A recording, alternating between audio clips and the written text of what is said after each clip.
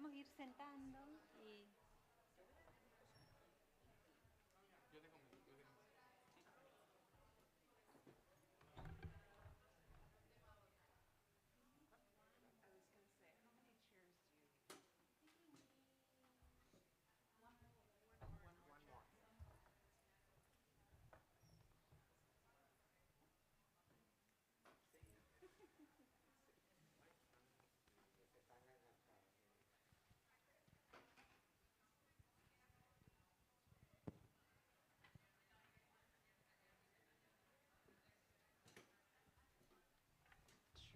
Hay otro, ¿no? Can we scoot a little? Yeah. Hay otro en la silla.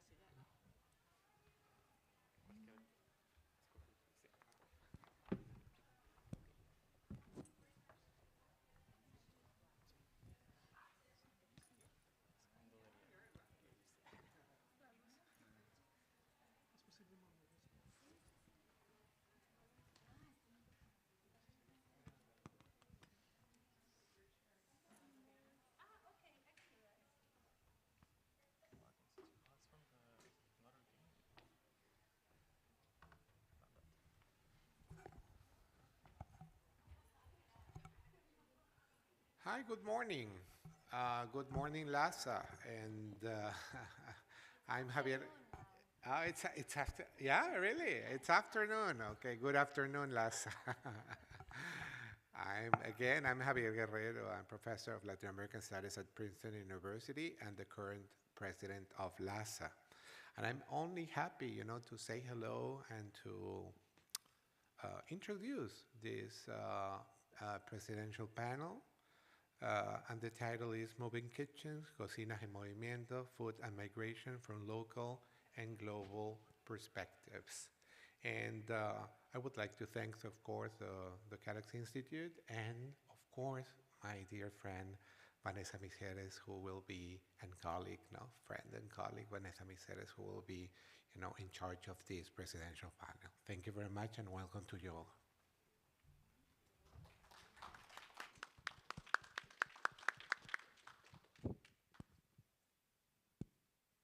Here, right? Yeah. Well, good afternoon, everyone, and thanks for being here. Thanks, Javier, for the introduction to this panel, Moving Kitchens, Cocinas en Movimiento. And today we have the distinct pleasure of hosting a dynamic group of individuals who bring very different and unique insights to the powerful connection between food and migration. And we will explore how culinary traditions travel, adapt, and shape identities, approaching the kitchen as both a literal and metaphorical space of resilience and transformation for communities on the move. So my name is Vanessa Miseres, as Javier said already. I'm an associate professor of Spanish at the University of Notre Dame, and I will be guiding this conversation. And before we get started, I would like to thank also the Kellogg Institute for International Studies at the University of Notre Dame for providing support to make this and the rest of the events around food at this LASA Congress. And I will announce what we have for tomorrow at the end of the conversation. So, of course, thank you. Thanks, LASA, for creating this space and working on the logistics to have us all together this afternoon, and especially to this year's LASA president, Javier Guerrero, for thinking about this Congress outside the box and bringing art, food, and other forms of expression as central to social and political discourses around Latin America. As we will see today, food is key to politics, policy making, art, activism, labor, and essentially is what keeps us alive. So how could we not talk about food? So we'll start with the panel, and this presidential panel explores the dynamic intersections of food and migration, as I said before, to highlight how culinary practices evolve across borders and shape identities. We have brought together scholars, chefs, activists who will offer their perspectives on food as both a vehicle of cultural resilience and a site of adaptation in migrant experiences. Our panelists will introduce us to their own initiatives and research projects and will discuss the ways in which kitchens, both metaphorically and literally, move, transform, and sustain communities in motion. As we are here in San Francisco, we specifically wanted to engage with the vibrant local foodscapes and food initiatives in this region as a way to bring LASA closer to the community, as Javier also addressed it yesterday.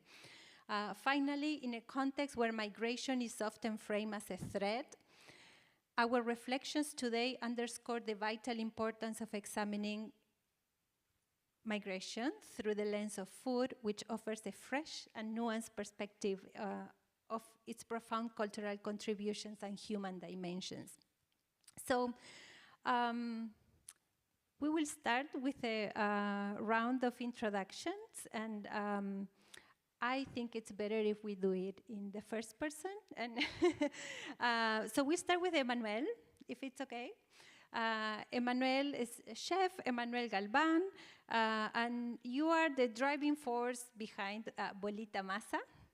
And could you please introduce yourself, share a bit about your work, and how your culinary practice intersects with the theme of food and migration? Whatever you want to say about it, just to get the conversation started. Hello, my name is Manuel Galvan. I am the person who founded Bolita Masa. It's a heirloom masa project based in Berkeley, California, where we use exclusively landrace Mexican varietals of maize. And we do like wholesale, retail, farmers markets, and events. But the business really began as a way of highlighting really humble and labor-intensive practices, which masa kind of embodies. It is one of the most important ingredients in Mexican cuisine, and it's often overlooked, and it's often undervalued dramatically. So I wanted to create a project where we can highlight this very humble ingredient and kind of showcase it with everyone. And that's my answer. Okay, wonderful, and welcome. Welcome to this panel and the conversation. And now we'll continue with Daniela Gutierrez. She's an assistant professor at UC Davis and is also the PI or the primary investigator of the Thinking Food project. So your research, you work on the complexities of food systems, and could you say something else about your work in relation to food? Also, if it's connected to migration, and perhaps an initial thought on how these elements connect in your work and in your experience with this project. Of course. Thank you, Vanessa, and everyone for being here. Well, as Vanessa said, I'm a professor of Spanish literature and culture at UC Davis. And, well, I come to food from two, places. One, my scholarly work. I am what we call an early modernist, so I work on mostly 16th and 17th century Spanish and Latin American literature and culture. And the other place, as you mentioned, is this public humanities project that we have been developing really since the fall at UC Davis. I guess as an early modernist, one of the central approaches that scholarship has taken to think about food is the migration of foodstuffs, like the migration of, maize and cacao and all these ingredients. And in my work, I try, not only in my work in the scholarly sense, but also in the public humanities sense, to really highlight the human labor behind, so really in line with what Emmanuel was saying, behind those foodstuffs, right? Because we have a lot of these proliferation of, how the tomato changed the world. So the question is, right, who's behind that tomato, basically, but very simplistically. And the project was also born really I was asking myself, how can I, as an early modernist, which is a field that seems so removed from time, can contribute to contemporary conversations about food challenges. Absolutely, thank you. And do you want to show now the Sure. the website? If can we put Daniela's? Yes, the Thinking Food one. Yeah, so you can see what they've been doing. Is that okay? Yeah, there's a bunch of QR codes. You don't have to scan them all, but yeah, this is a project. It was a 1 year. It is a 1 year thing. The last colloquium is actually next week, next weekend. The main activities have been 3 colloquia that bring together scholars and artists and activists from the Northern California area, including Emmanuel, was part of our fall participants too. And we also have a podcast, and we've had a reading group. And anyway, I can go on in more detail as we talk. Wonderful, thank you so much. We'll continue with Jesus Nazario. So Jesus, looking at your profile and the way that you introduce yourself, so you're a Nahua scholar from Northwest Houston, with deep ancestral roots in Guerrero, Mexico, so a migrant yourself too, kind of. You've earned master's degree in Latin American Studies and Ethnic Studies, currently a fellow at the Berkeley Food Institute. So if you could say something else about this personal journey, your scholarship and your passion for indigenous language and food and land justice, and how does it inform these crossings between food and migration? Definitely. So I'm just going to show one image that kind of encapsulates, let me see this one, encapsulates my introduction, both my personal journey and my academic journey, right? So the campaign Sin Maíz No Hay País is a long-standing civil campaign that it started in Mexico, and its entire purpose is to disseminate information about the importance of landrace maize varieties or native varieties in Mexico, right? And this came about in the 90s, in part as a response to the incoming economic displacement NAFTA would bring to small-scale farmers, and by virtue of that, native maize farmers as well. And I didn't really get involved in or really learn about this national campaign until I was an undergrad, right? I was born and raised Houston, Texas, but let's say I grew up very Americanized in the sense that I liked junk food. I didn't really like tortillas. Like it was very different than how I am now. And I mention all this because right now as Vanessa mentioned, I am a student fellow at the Berkeley Food Institute, which has been a pivotal research center at UC Berkeley. They do a lot. They recently started funding student projects. And one of my projects right now is basically going back home, going back to Houston, going to Mexico City, and interviewing migrants from my parents' hometown in Guerrero. These are migrants that have lived in Mexico City or Houston since the 80s. And my whole kind of project there is to ask them kind of how have their cuisine traditions changed as a result of migration, and what have they kept, right? What kind of relationships to, say, maize, more specifically, like traditional foods, have they maintained? And yeah, it's kind of what I'm doing right now until the summer, and then I'll be doing an ethnographic year-long project in Guerrero, talking to Nahua maize farmers, primarily in Nahuatl. That's something I was able to learn during my PhD, and that's their primary language. So I'll be doing that work, ethnographic work, in Guerrero this upcoming year. And I'm a photographer, so it's going to be a lot of interviews, photography, and ethnography. So that's kind of where I'm at. But yeah, like just like I said, I wanted to show that image because that's kind of where I come from, right? I come from kind of an activist researcher line, UT Austin, made it to UC Berkeley, and I've been really rewarded and really supported for these various projects I have. But it's all centered around maize, and it's all centered around Nahua peoples. So that's my introduction.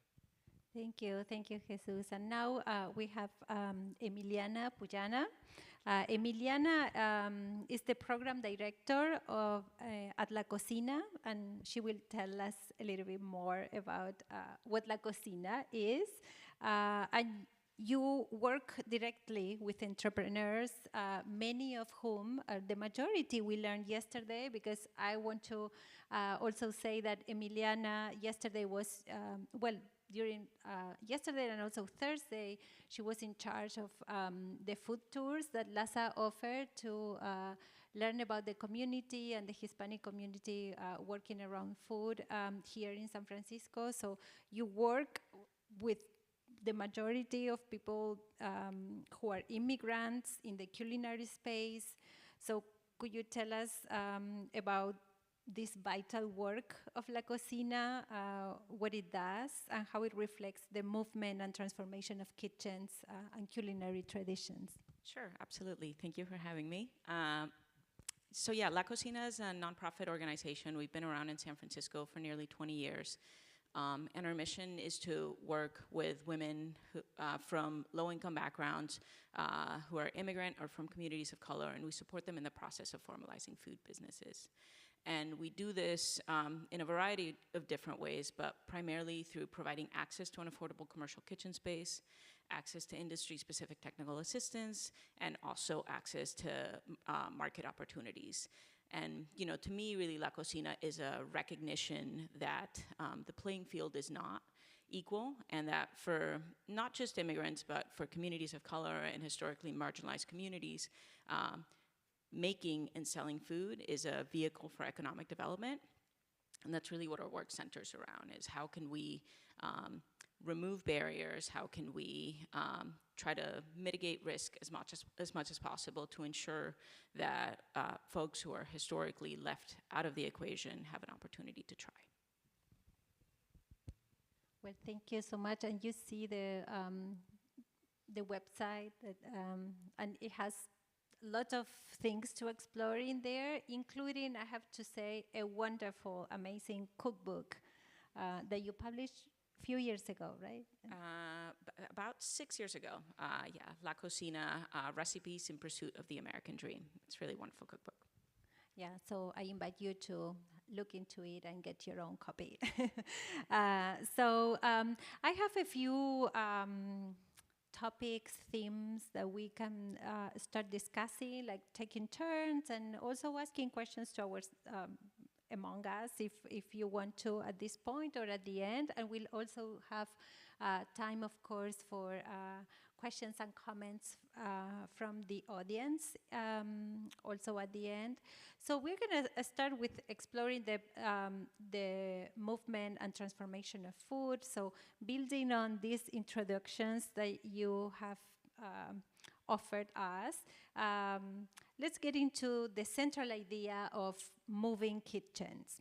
And what does this concept mean to each of you in the context of your work experience? And how do you see culinary practices literally or metaphorically crossing borders and taking new forms? I'm happy to go first. I mean, I think for me that topic is incredibly personal, and when I think about it in sort of two different ways. As a Venezuelan living in the U.S., it's my connection to home, and now as a new mom of a biracial daughter is the way, and without an ability to go back to Venezuela, at least at this moment, that is how I will connect her to my roots and ensure that that thing that really feels like made me who I am is also there for her. And so that part of it feels huge. But then in my work, I see it as a driver of economic development. I mean, you know, the reality is that a lot of entrepreneurs. I mean, a lot of immigrants come into this country, and the first thing, the biggest thing they bring with them is their food. And it often is a really, really meaningful way for them to earn a living. And so, and as they earn that living, they not only better their own financial situation, but they better the financial situations of the communities that they work within. And they begin to sort of shatter glass ceilings and pave a path that the following generation of entrepreneurs can like walk on. And we see that at La Cocina every day. We have now businesses that are, third generation businesses over the course of 20 years. And, it is transformative what you can do when somebody has an opportunity to make a living doing what they love to do. Great. Yeah, I think the idea of moving kitchens is, to me, it means like moving people to a new place, and how do they connect to this new place they move to. And I think food is a really big anchor point for people, right? You gravitate towards people like yourself, food that reminds you of home. A lot of it is the way I see it, we're like providing people a sensual connection to a place and a time that maybe they are losing a little bit of, memory of because they've moved away. And my goal is to hopefully trigger memories. It does, we want people to have our food and go, oh, this is like, reminds me of home or of a memory that you had. And I think, the movement of physical bodies, we also have to think about, the memories and thoughts that they bring with them, and how do we connect to those thoughts and memories that they have. I'll give a bit of a very scholarly answer. So apologize, because it might be. That's why you are here. Yeah. So I guess in my work, I try to kind of understand how we got to the current moment where cooking and being a professional chef and so on has this cultural, social prestige, and it's able to really generate cultural capital. That's not always been the case, and it's still not the case in many cases, right? There's like not all cooks are made equal, as you were saying. So I try and approach kitchens as both like literal spaces where there's an inner movement. So to go with your idea of a moving kitchen, right? There's it's a space where in my work I have encountered where it's a porous space where like all social strata kind of have a role in it. Often they are physically open to the outside world, so that means that there's sort of like outside threats coming in. I'm thinking of like kitchens in elite spaces, right? The backdoor kitchen is where the people who are not welcome, that's where they get in, right? And even like interspecies relations is where probably in a lot of spaces, where there's a dog or there's a cat or there's mice or insects. Where it's a very dynamic space, both socially and materially, and that it has always been really stratified, right? Where there is an inner organization, where every single person that's there has this very specific role that kind of mirrors their position in society. And I think a lot of that has changed in our current moment, but there's also a lot of things to be done still. Thank you for that. I think I'll kind of add to your previous statement by just saying that I think moving kitchens, when I think of moving kitchens, I think of kind of the changing palettes on a local, regional, and global scale, and primarily through the lens of like greater industrial kitchens and greater kind of as was mentioned, like kind of class-based kitchens, right? You have maybe like a kitchen, a home kitchen, versus a industrial kitchen, as was mentioned, right? Like they're very different spaces, interspecies-wise as well. And I appreciate that response because I think for me, like thinking about how food and drinks are made, depending on the type of kitchen, even the country itself, right? Here it's really hard to get land-raised maize, and I appreciate folks out here doing the type of work because Maseca kind of also runs in Mexico too, but like at least, yeah, the world.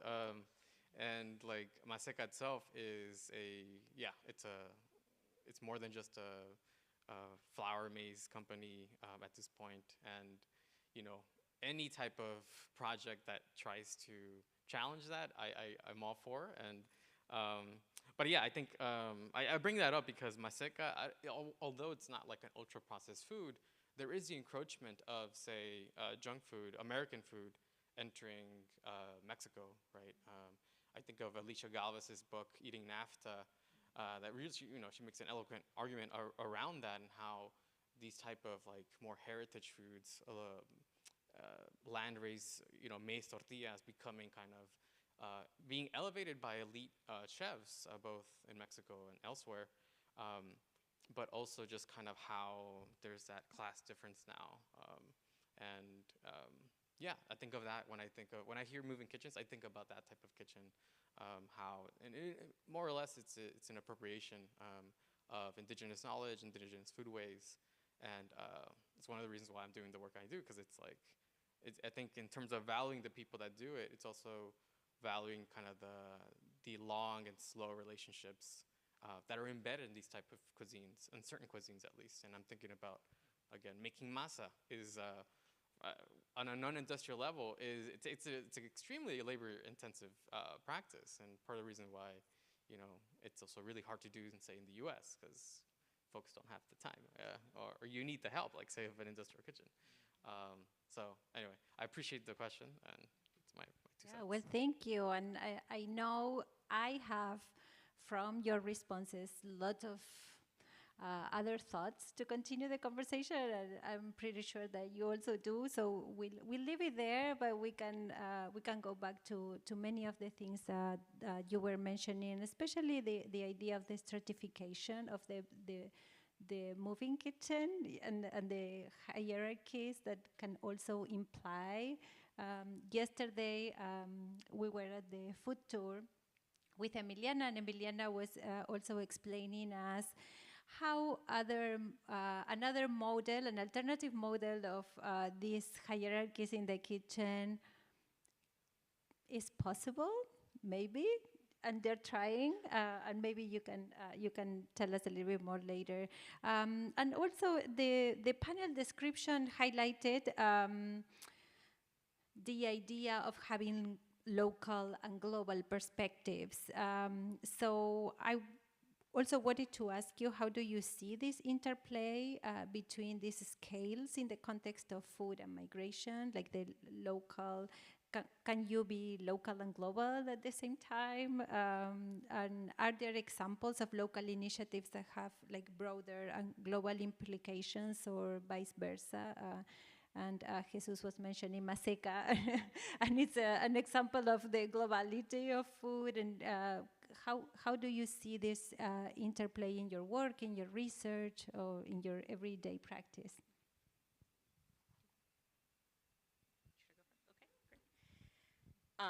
Yeah, I think this is a really, really interesting question. When I was sitting with it and thinking about it, one thing that struck me is that with the presence of like social media and the illusion that we're all more connected as a result, it is so easy to feel like local food is global. And in a sense, it's true, but also in a sense, there is so much lost in that distance and translation. And, to me, it feels like communities beg for thriving communities sort of beg for that sense of belonging and really being rooted. And when I think about La Cocina as a community, I think about the reasons why I think we've been successful, it's been really because we are deeply rooted in place, deeply rooted in San Francisco and the communities that we serve, while also acknowledging that the entrepreneurs we work with overwhelmingly are not from San Francisco originally. They have set roots here for one reason or another. And so that interplay between, am I local, am I rooted, how do I represent what's mine and authentic to me, which I also think authentic is sort of a difficult word to wrap my head around. But so do that in a way that really represents what I'm trying to bring into the world while honoring, the bounty that is local to me now. And yeah, I don't know that I necessarily answered your question. Maybe I just asked more questions around it, but it's something that I really wrestle with a lot. I can go. Yeah, about this question, I think I might want to share a concrete example from our project. I think some of you probably.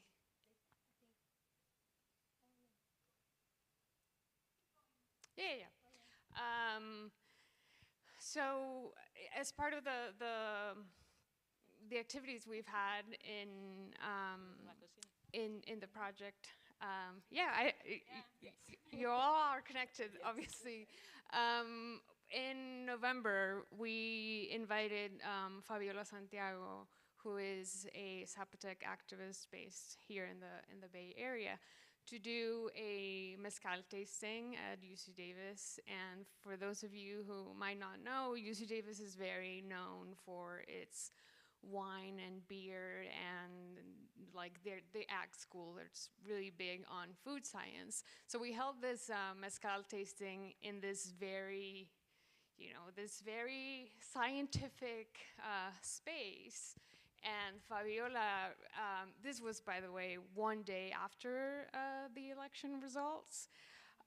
So it was Fabiola is a powerhouse, and I invite you to really scan that code and learn more about her work.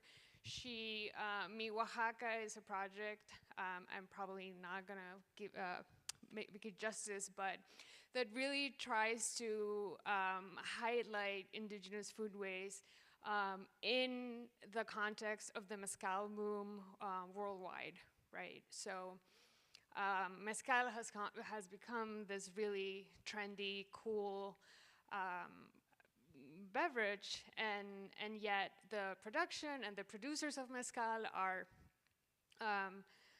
originally have always been and still are indigenous, mainly concentrated in Santiago Matatlan in Oaxaca, and they are being kind of pushed away of the industry, and mezcal has also kind of lost that connection to the cultural and ecological indigenous knowledge. So that's what Fabiola's project is trying to kind of really educate the public, educate bartenders, members of the public. I think Mi Oaxaca has an online mezcal class that's not mixology class, but it's actually the indigenous knowledge behind it. And so to your question, I think one of the things I would say that I wish we would think more is this local-global dichotomy, not in terms of not in terms of a dichotomy where one is positive and the other one is negative, right? Where obviously the mezcal boom is a global phenomenon, but it would be nice to think about, what Fabiola is doing, not in local terms, but in global terms, right? To really amplify these kind of voices that have, the potential to have such an important impact in the global beverage culture. Absolutely, thank you. Yeah, when I think of global, I'm going to be talking about Mexico. So, you know, we work with maize. It comes from Mexico. We source through a company called Tamoa. We make sure that we partner with someone who is, you know, adequately sourcing maize, because we don't. The last thing we want to do is kind of what you were mentioning about, you know, this became this like inaccessible, like high-end heirloom maize was this inaccessible ingredient for a lot of people, right? The last thing I want to do is consume a product or remove it from the local economies. So Tamoa really consciously sources through cooperatives throughout Mexico, and then is only purchasing surplus maize. So to do the work we're doing and feed people within the Bay Area, it's, you know, it's a very local act, but I'm also thinking about how that is affecting, you know, the communities in Mexico. They're actually the ones harvesting the maize, consuming it locally. And, you know, similar with mezcal, like the price point of mezcal is inaccessible to a lot of people within the US, and even within Oaxaca, it's become such this exotified thing. And, you know, we always consider what it means to do the work that we're doing, and also how it affects, you know, the local economies in Mexico. While also locally here trying to support our farmers within California, Northern California, because they're both very rooted in brown labor, you know, and I think that's something that we, I think about it all the time, is like, you know, we think about food, we don't really think about the people behind the food. Because La Cocina does really well at highlighting and the storytelling component of showing the faces behind the food and the ingredients behind the food, and the ingredients in the food. I don't do these panels that often, as you can tell. But I think what, my point being that anything that's being consumed on a local level, or, you know, portrayed as local, is tied to a larger, you know, picture of immigration, and like thinking of the people behind the food always, and where they come from. Because you might be buying something locally, but it's also rooted in, who knows, my parents are from Jalisco, and my dad came to the Napa Valley, and, you know, you think about the winemaker, the wine, but you don't actually think about all the people who uprooted their lives to then make that possible for someone else to create this, you know, bottle of wine that we're enjoying with dinner. Yeah, I guess, yeah. Sweet. So I'm just going to show a photo again. It's a response to the question. Let me see if I can find it. So let me see which one I want to show. I think I'll show this one. I want to show you all kind of like what is a typical cuisine, I would say, in many households where I work in Guerrero. Right, you have your tortilla, often made from landrace variety. Nowadays, kind of questionable, right? You have something to drink. In my case, I chose a half a liter of Coca-Cola, right, with sugar cane instead of high fructose corn syrup, and some type of protein and salsa, right? In this case, green salsa with eggs and black beans, right? So that is a typical cuisine, and that's essentially what my parents grew up eating up until they migrated, right? And I mentioned, I show this photo to also show that there's certain adaptations that happened through their migration, both also relatives from this pueblo to Mexico City. There definitely adaptations that happened. But one of the things that everybody I've worked with, both in Mexico City and Houston, have shared with me is that they're essentially not full until they eat a tortilla, right? So the tortilla is central to all of my work, and it's central to their way of life, right? And it doesn't really matter. I mean, they've made the adaptation, for example, in Houston in the 90s, it was almost impossible to find kind of like anything that wasn't really owned by Maseca, right? So Guerrero tortillas are what we eat now when I'm over there in Houston. Sometimes they break the maize and bring it over and make their own, you know, nixtamalized tortillas that leaves from their pueblo to Houston. That's sometimes a luxury we experience, often only post-harvest, right? So in the fall. But yeah, I just wanted to show that, like, you know, in my case, we've been eating tortillas, and that's something we haven't adopted or gotten rid of. and I say we because now I'm part of that group. It's like I am totally, you know, when I'm gonna be living there, I'll be eating this, and I'm totally fine with that. Like I'm eating a tortilla, salsa, protein. That's all I need. Maybe some fruit, veggies every now and then. And less soda. Now this was taken last year, so I've given up Coke for various reasons. But yeah, I just wanted to show that there's adaptations that happen by all means. But there's definitely some things that, you know, migrants, thriving migrant communities definitely try to kind of keep central and really, I think, remain rooted in certain cuisines. In this case, it's tortilla. So. Thank you. Thank you so much. I'm following on these ideas that you've been presenting. We're going to move also to this idea of challenges and opportunities. Like, what are some of the key challenges that migrant food entrepreneurs and communities face in establishing or maintaining culinary traditions, whatever that means? And that's a huge separate discussion. And at the same time, what are the opportunities from this intersection of food in context, in changing context, and in people changing places too? Sure. Yeah, I mean, I think I think the work that I do on a daily basis and that La Cocina does is really like oftentimes like centering the challenges, you know, the structural barriers that exist for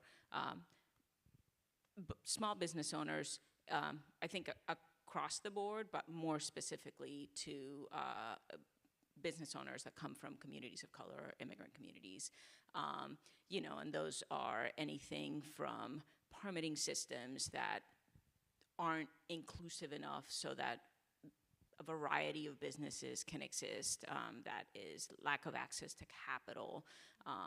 That is the amount of convincing, frankly, that a fully formed, high-performing business that is owned by a woman who's an immigrant or a mother or a person of color needs to do as compared to, say, a white male that is just going into business.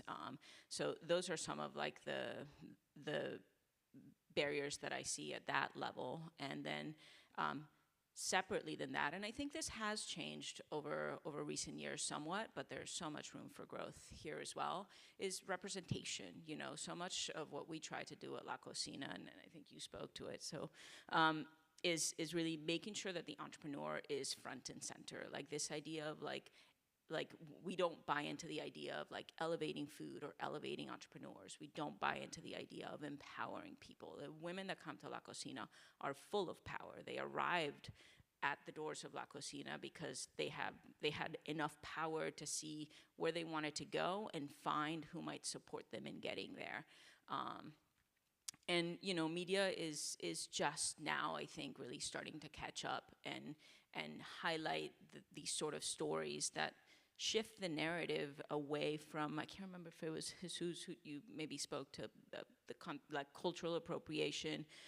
You know, I mean, all food is immigrant food, but not everybody's willing to pay the same price for different foods. And yet, you know, you see people who don't bat an eye at paying you know, $100+ a meal to go eat tortillas from, you know, Rick Bailey's in Chicago, but they won't do the same for La Guerrera's Kitchen, Maiz Warriors, who are from Guerrero in Oakland, you know. And so really continuing to push that narrative forward, and also I would say recognizing our own like power and autonomy to do differently. Like if we start supporting the sort of businesses that represent the diverse world we want to live in, then we'll push that needle forward further too. Yeah, I mean, to continue on this you know, idea, I think, how do we help revalue some of the foods that maybe lost their value or had their value taken away from them, right? I think we can get people to the point where, you know, sure, I have a business, I built this thing, but how do I convince people that this is worth existing, this is worth paying for? And I think that's one of the biggest challenges with food, especially food from immigrants, is how do we, you know, how do we add value to something that was stripped of its value? And I think a lot of it has to do with education and, you know, really speaking personally, I like to highlight the labor and work that goes into it because it's very hard work. That's why no one is, you know, grinding their own masa at home. And I think if it wasn't that hard work and because it requires so much of our actual labor, I'm like trying to remind people that this is you know, certain things are special because of the people behind them. And we really have to, you know, continually support those businesses. You know, I always tell people, I'm like, if you want something to exist, you really just have to support it. You know, like pick 1 or 2 businesses, they're immigrant owned, and just like every week see them and support them.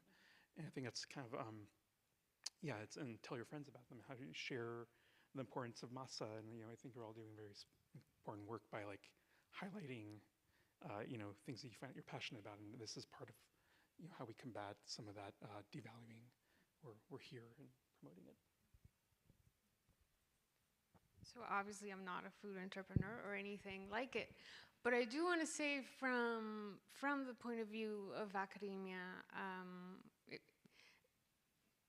I think we are sort of in an inertia circle with regards to food in our academic spaces. And I'll explain a little bit what I mean. How many of you here have ever planned an event in your universities that involve food? Right? Yeah. How many times was that panera bread? I'm kidding, but you see what I'm getting at.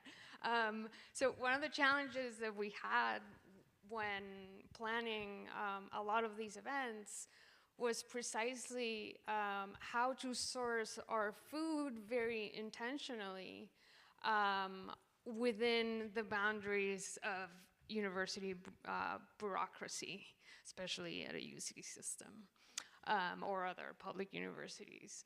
So this is if you want to take one takeaway from what I say today is like to ditch Panera or whatever else. Like Emmanuel catered a dinner for us.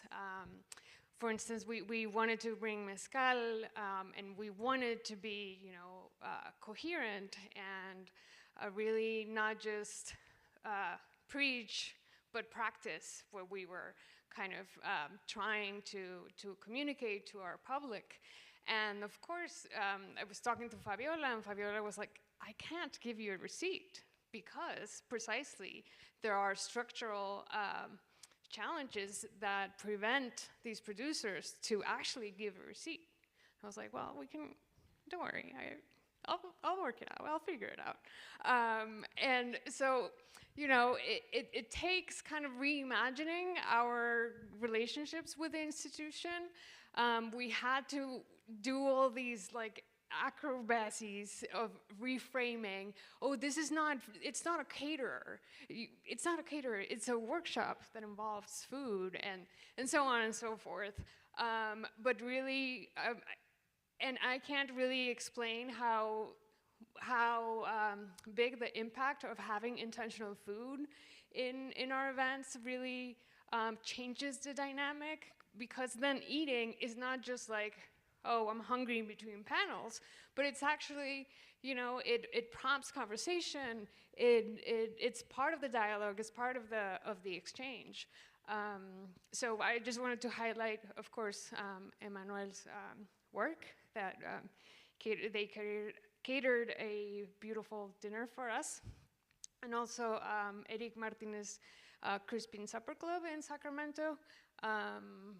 You know, just if anyone is in like this area, to really consider. It does take more labor and work and paperwork, but it's definitely worth it. That's actually a great segue to what I was not planning on saying, but it just reminded me of this. Let me show this. It's one of the photos I took of one of my favorite dishes at Wapapa's Kitchen.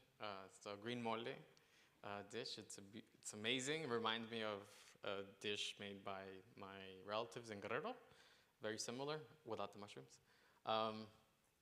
But notice also, yeah, there's the protein, the salsa, in this case not spicy, but you know, it's all right. And then 2 maize tortillas made from heirloom varieties. And I show this because I organized 3 graduate student conferences on food systems from 2020 to 2023 at UC Berkeley. And during those 3 times, during those years, I tried to get Wapapa's Kitchen to cater us, cater to the conference, right? Like we would have, you know, a virtual day and then an in-person day.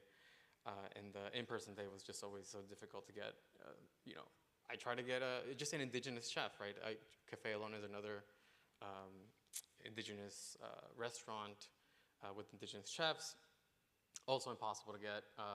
In their case, it's availability and price, whereas Wapapa's, it was the bureaucracy and availability.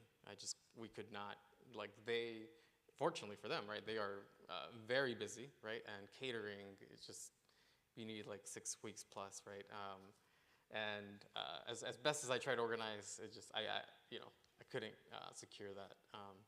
And also just a bureaucratic nightmare that was, you know, just working with the university, trying to formally like pay them, you know, pay them what they're worth, pay them fairly.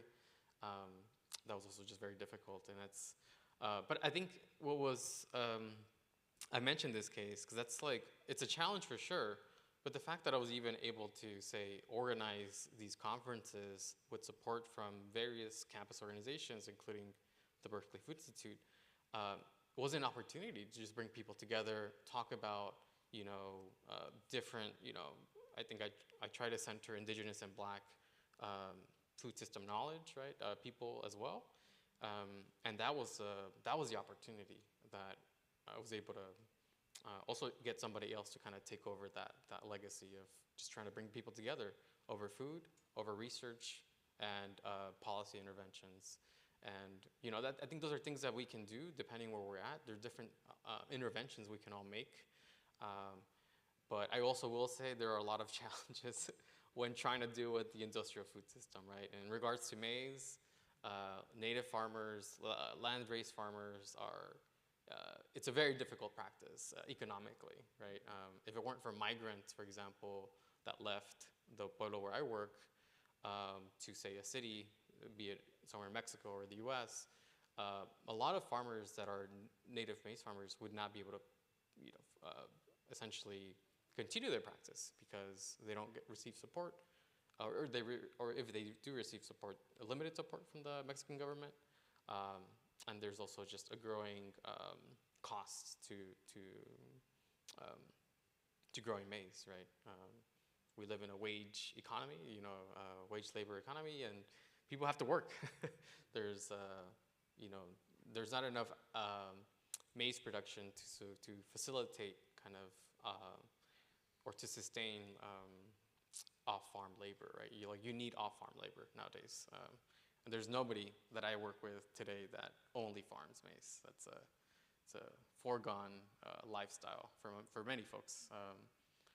So yeah, it's complicated. There's a lot of challenges, but there's also a lot of opportunities. And I firmly believe, you know, based on location, if you have ties to institutional funding, that's always an opportunity for creative solutions, right?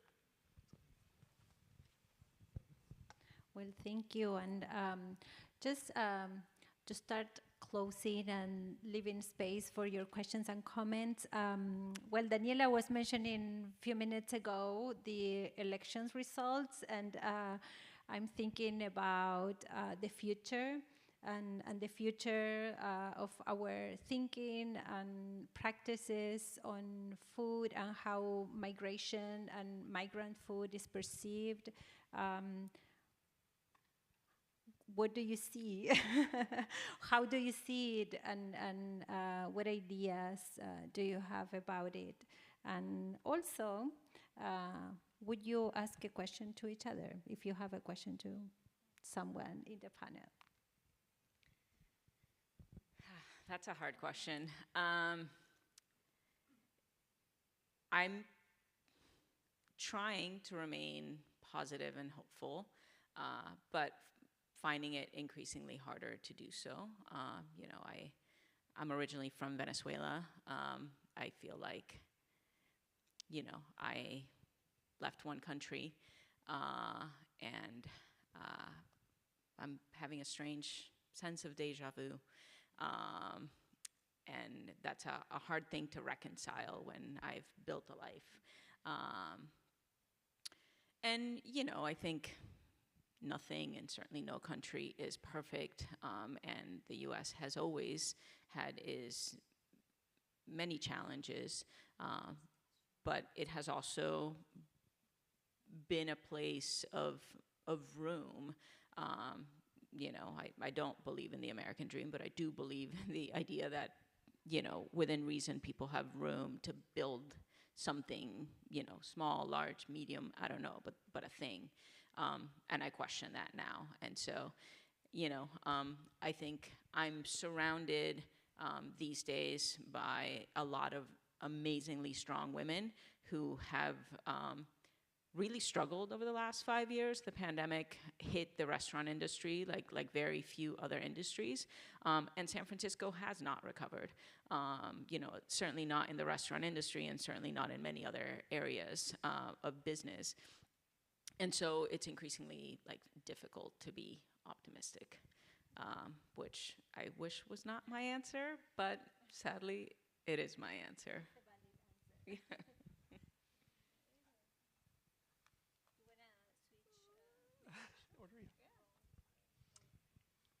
Well, I think I'll tackle the second question. I guess the question I would have for you two that are practitioners, and first I just want to say thank you, Vanessa, to bring together different voices. I think that's been long overdue in many respects, and one question I keep kind of asking myself that throughout this year with our project has been how can us from the academic side, universities, support food practitioners? How can we have more spaces like this, or partner more? What? ¿Para qué somos buenos is the question. I mean, I think you're doing a lot already. Fabiola was a La Cocina program participant. She started with an idea for a food business, focusing on Oaxacan food, and then sort of quickly realized, and I don't think she would say it just like this, she's a phenomenal public speaker, and like you said, a powerhouse. So. But I think she realized that she was going to have to commercialize her culture, and that she didn't want to do that she actually wanted to be quite the opposite. And so then she switched Mi Oaxaca into really this project for mezcal. And likewise, Guapepa's Kitchen was also a La Cocina program participant. So yeah. And I think, La Cocina ran for a few years the student hall, the at UC Berkeley Student Union, with a cafeteria. 5 of our entrepreneurs were serving their food out of there. So I think moves like that are what push the needle forward, and with that, there are successes and failures, and there's tough lessons learned along the way. But I think continuing to center the sort of business and practitioners that you think are both challenging and pushing the needle forward. I think, to me, that's the way to continue. Yeah, I think to answer your question about what you could do, I guess, is how do you make something that's more accessible to people, right? How do I, I'm posting on Instagram, we're going to be here, but I'm how do I actually get that to more people, just make it more visible in a sense, right? Because I think we have the false idea that just because we have the internet or social media, we can really disseminate information really readily. But my mom is on Facebook. I don't use Facebook, and then she's always sending me links from someone making tlacoyos. I'm that's great, I can make them, but but I'm she is in a different media landscape than I am, right? And I'm how do we reach people where they're at rather than hoping they come up to find us, right? I think that's always kind of a question I have with myself is like, I'm at farmers markets, but I'm like, who's shopping at farmers markets? Who's actually the customer base, right? So we have to think of like, who is the person we are inviting into a conference like this? And how do we make that net wider, and how do we get those people here? And language is another one, but, you know, aquí hablamos español también, pero...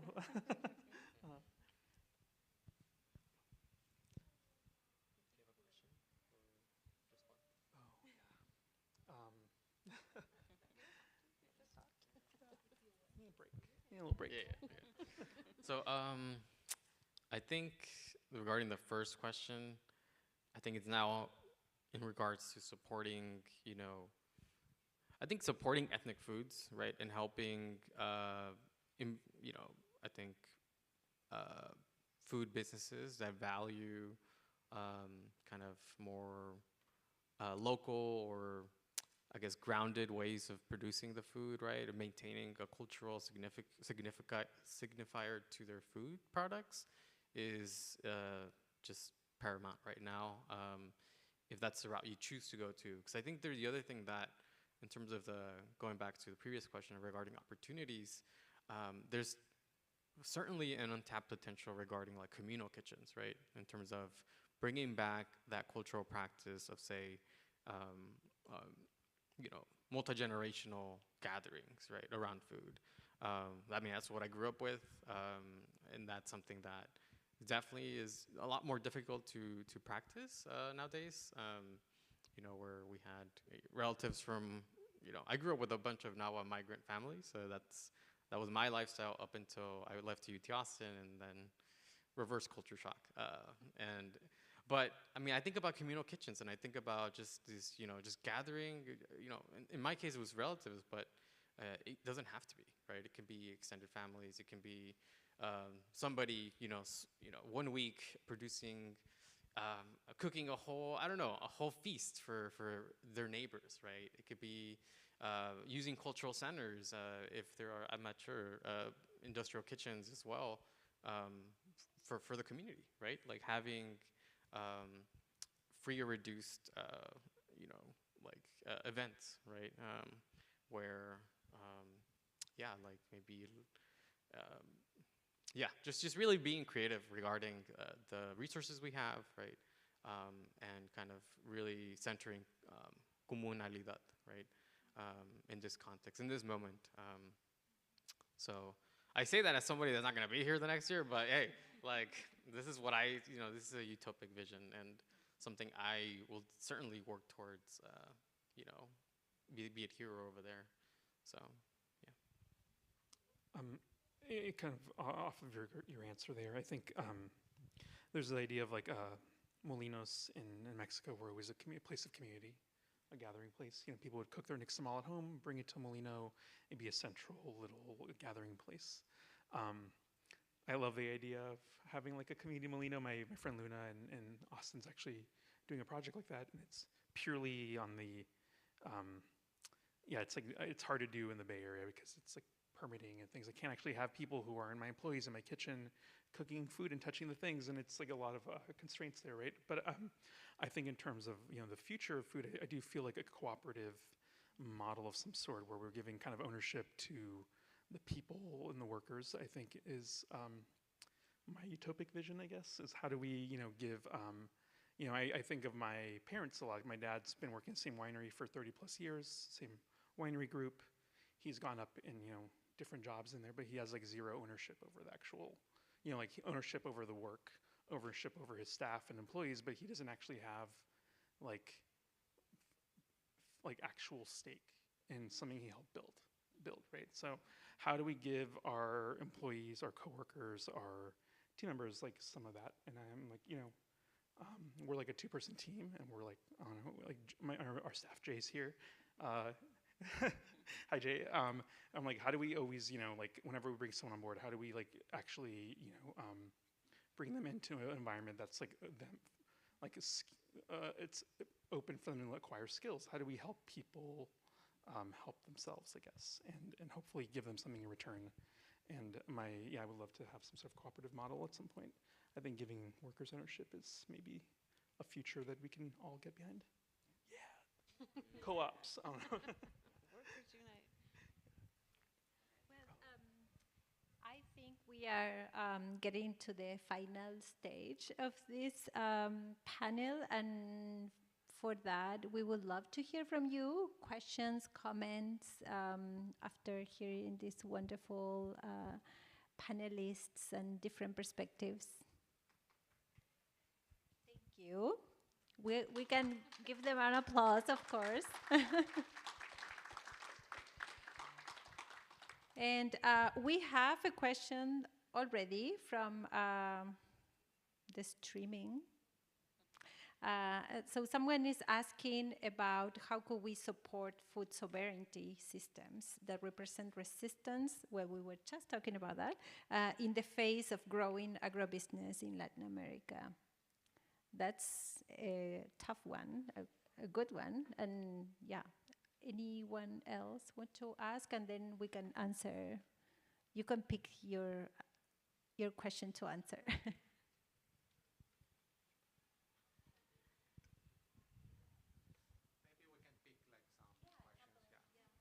No, thank you. It was a spectacular panel.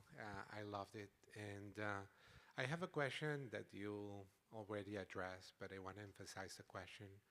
And it's related to the criminalization of migration. You know? And I'm thinking, of course, Emiliana, about Venezuelan migration.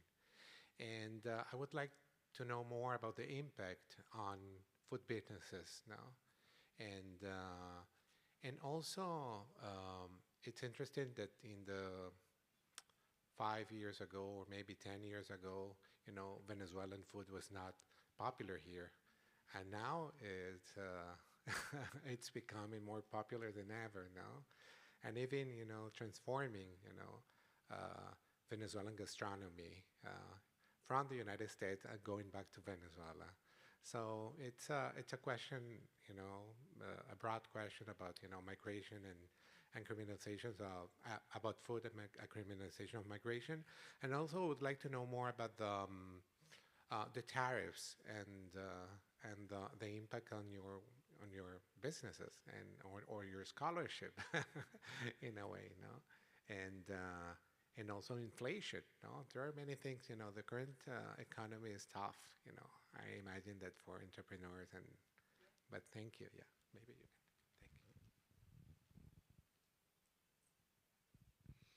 Thank you. Thank you. The panel was really wonderful.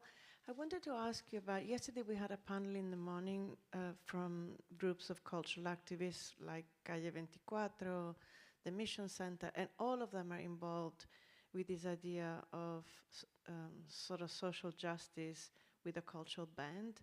And one of the things they do is they help small businesses to decide, do I want to have a proper shop or do I want to have a truck? So, but it doesn't necessarily, so there is always a cultural aspect to it, but it doesn't necessarily mean that they're going to make tortillas not with masa, whatever, or corn. So there is like a complexity there of what you can actually afford to do, to how you take to the next level, something that is really like reconstituting a tradition that is originary, which you maybe didn't even afford where you were from, let's say in the slums of Mexico City, here. So there are different levels of how, and I don't want to use the word authentic or anything, but you know, I would enjoy a tortilla that even if it's made with masa arepa or whatever, I would enjoy more if it's made with corn. So there is different levels there. So I would like to understand a little bit what range you would find like part of this kind of reclaiming of this sort of migrant culture as it percolates from the purest into this, you know, more transformed and yeah. And I was interested in the idea of ethnography in Mexico. You as someone that goes back and the ethnographic meaning something that is like a study of, whereas there is like an activist culture. So even as a methodology, again, there is something hybrid there, you know, from the idea of the kitchen and the idea how you function from working in the kitchen like some of you do from being an academic and so forth. So everything has a hybridity to it.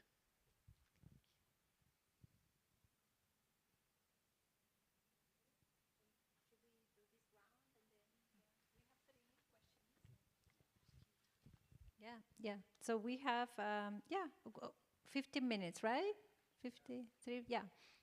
So you want to start with these 3 questions and then we move to a second round? Okay. Yeah, a lot of questions. Let's see. I mean, one thing that came to mind when you just asked your question about sort of what people can afford to cook, or, you know, I've been reading to my young daughter a lot lately, and one of our favorites is "All food is good food." And it's like oversimplification, but I would also argue that the food you can afford to buy and the food that is within your means to eat is good food. And so, you know, I know that a lot of the entrepreneurs at La Cocina come into the program wanting to really, not wanting to, formalizing very like value-driven businesses, but there are sacrifices to make in order to ensure that those businesses are viable. And sometimes the interplay between what people are willing to pay for food alongside what entrepreneurs can afford dictates sort of the sourcing of ingredients. So sometimes even with our best intentions, we have to make decisions that maybe, you know, or we're forced to make decisions that sort of maybe we wish we didn't have to. So with regards to your question about Venezuela and the rise of Venezuelan food, my brother is a writer, and he, a little while ago, wrote an article about the rise of Venezuelan food in the world alongside the Venezuelan diaspora and 8 million people leaving the country, more or less 8 million since 2014. And yeah, I mean, in a way, I feel excited that I can finally get Venezuelan food in San Francisco. I've lived here for 24 years. That hasn't always been the case.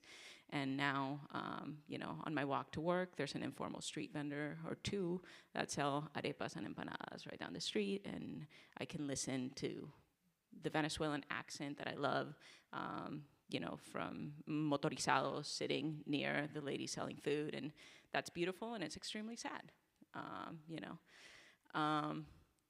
And what was your question about the tiredness? Yeah, I mean, that's real, and that is, you know, in San Francisco, permitting mobile food is extremely difficult. The state of California passed some laws that would make it easier, but the way it works is that each county gets to enact the law when they want. And for San Francisco, that when has meant never. And so, you know, you see the really beautiful, robust, and diverse informal economy of San Francisco being pushed and challenged and criminalized at every turn. And you see people with a real desire to formalize those businesses to, quote unquote, not be criminals, but there just simply is not a path. So like the structural barriers are such that they can't.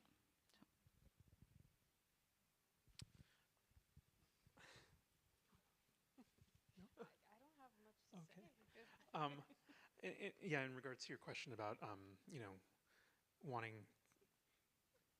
ideally to have like heirloom maize tortilla like with every meal, right? I do think that reality isn't like, you know, I have to make a lot of decisions based on who our customers are, who's willing to pay these prices, and by making those decisions, we are eliminating a lot of people. You know, we're making our product, unfortunately, a little bit, you know, it's enough to pay for our livelihoods, but and it might not be at a price point that's accessible to everyone. So these are decisions we have to make with the business that we're creating, and that you know, that is something I grapple with too, because we want to make this product as available as possible, and you know, as but at what cost? And that's usually a personal cost to the entrepreneur or the business owner, right? It's like who's ultimately getting paid or rewarded from the sale, the transaction, right? And I think it's a hard question because, you know, I would love to make this incredibly available to everyone, but that would mean I have to lower my price point. I have to then take a pay cut. Does that mean I even do it in San Francisco, right? So a lot of the questions that drive our pricing are, you know, more systemic than just like an individual decision, you know, and that goes into your question about tariffs, right? It's a price of everything. Like I started my business in 2020. Like prices have gone up over 110% since in 5 years. My prices haven't gone up double, they've gone up, about 34%. So it's like, where do you actually, and with tariffs, there's this looming fear of like everything increasing again. And we're already at the price point where like people are willing to buy our product, but are we at the ceiling of like that comfortable price point, right? And we make this more inaccessible. We're then gonna, I think, make really hard decisions like who are we selling to? And we sell currently to few fine dining restaurants, and like I haven't eaten at that restaurant. They use my masa every week, but I actually have never had dinner there. I like can't afford that $700 meal ever. But that's a decision I have to make. Is like, okay, well, who do I I will take on this account because it will grant me a little bit of comfortability here, a little bit of consistency. So there are just hard questions with pricing, and I'm ignoring the tariffs until they're real. I'm kind of playing it like that. I'm gonna let them, because I've already dealt with like shipping costs, and like every little thing is just exponential, And then in an ideal world, we're working with local maize growers, but that also is very uncommon in California. And then again, the price point would be, I think, 3x of what it costs me currently. So there's all these like little challenges, unfortunately. And I forgot the first question. So many questions. I have a lot to say, but just to kind of keep things fair, I won't. So let me see. Just gonna show. Let's see. I think I'll show this photo. So this is an image of me cooking guasontle with salsa. It's one of my favorite dishes. I grew up eating with my mom. My mom's cooking, obviously, but she taught me how to make it over the phone. We FaceTimed and everything, and that was one of my goals. Like in just doing this work, is to reconnect with ancestral dishes, ancestral knowledge that still exists today, right? And so I think that's one of the kind of. I oppose the word authenticity, but I think seeking grounded ways of eating, be it through landrace maize, be it through, say, maseca, right? If you have to, like, I personally have a bias nowadays, but I mean, there are material limitations based on whichever capitalist system you're working under. Like in Mexico, very different. In the U.S. as well, and to be, a food entrepreneur, my respects. I'm not that. I will never be that. But like I think it's commendable, and I think it's an opportunity. But I think everybody can do what everybody can do is at least try to learn from others, grounded cuisine, grounded ways of knowing, and that's something that I wanted to share, but also.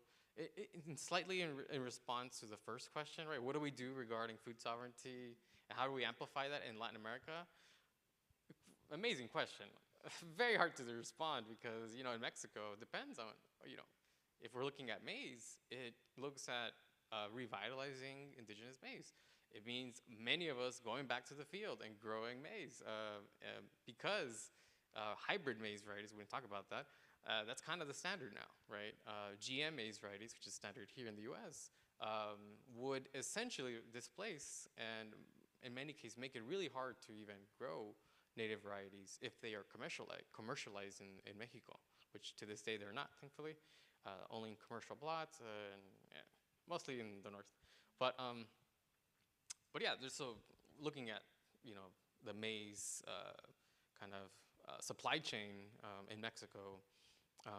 Incredibly complex, and the ways to even try to attain a level of food sovereignty that's actually sustainable is also would require going away from industrial food practices or food growing practices, right? Pesticide use has only increased since the 80s at a rapid pace. There's so many things that we would have to do to reasonably address food sovereignty. But food security, which is a different, much, I think, easier problem to solve, is just kind of going to that question, right, is like all food is good food. I personally respectfully disagree with that, but all food is energy. All food, eating food is good. But like, because again, I have a preference for, you know, more locally produced foods that ideally do not damage the environment and people. But I think it's also, I'm speaking from a place of privilege because again, like I mentioned, where I work, a lot of maize farmers are able to do this work because of remittances, right? Because of the labor from the relatives. And a lot of these also maize farmers are older folks. They're 50 plus at the very least. So this practice is, you know, hinges on a very volatile and, you know, unsustainable kind of way of life, right?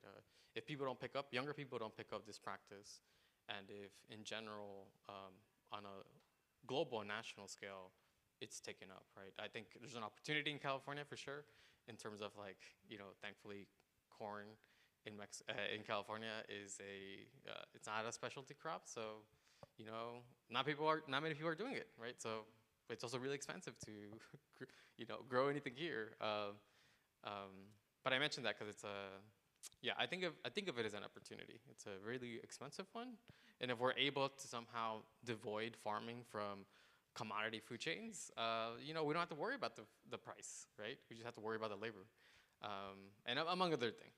But anyway, my response.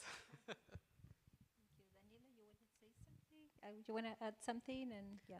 Just really quickly, I think it can be really overwhelming to think of like what sort of agency do I have as an individual against the agro-industrial. Like it's just, I mean, I feel like my soul is crushed just like trying to ask that question. So I would just say like maybe like we can try and scale it down. And, you know, us as scholars think about, you know, our role as educators. Again, going back to the Ditch Panera speech, you know, those little interventions that hopefully add up and hopefully, you know, inspire more people to really think about those small choices that we make every day. I'm not satisfied with that answer, I will say, but that's I think the very least we can do, and then of course, you know, use wider spaces like this one to try and yeah, make a statement about. Yeah. Well, and also in this context, thinking about all of you were kind of saying like in an ideal context, or what would we ideally, and I would say in this current context and political context specifically, to have a desire or on an ideal thinking, it's a lot, and we should keep it.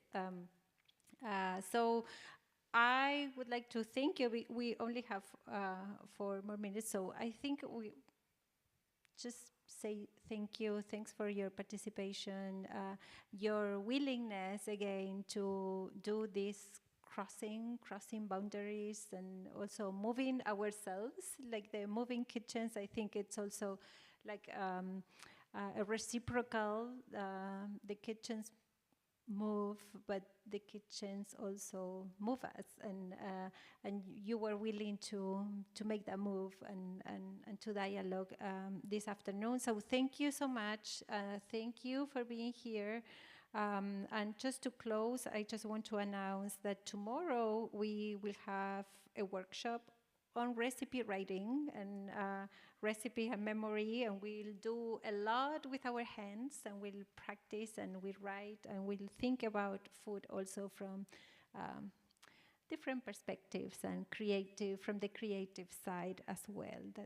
That can also help us keep thinking about the future of food and migrant identities and cultures as we all kind of embody. So thank you so much, and thank you, Lhasa, again, and thanks to the Kellogg Institute for making this possible.